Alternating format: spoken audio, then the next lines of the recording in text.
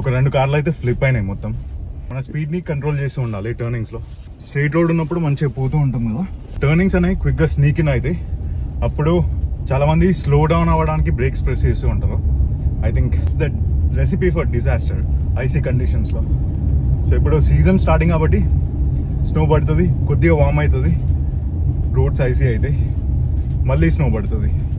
So day టైంలో కొద్దిగా వామ్ ఉంటుంది, నైట్ టైంలో మొత్తం ఐసీ ఉంటాయి రోడ్స్. ఇప్పుడు చిన్న ఇవాళ జాగ్రత్తగా వచ్చిన. ఇప్పటి నుండి స్టాప్ బోర్డులు, సిగ్నల్లు అన్నిటి దగ్గర వాచ్ చేస్తూ ఉండాలి.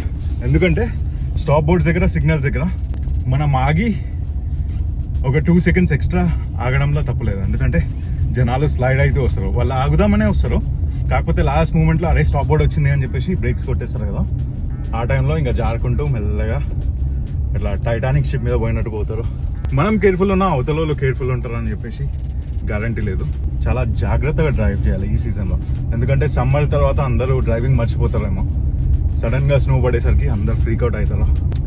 It's good so far.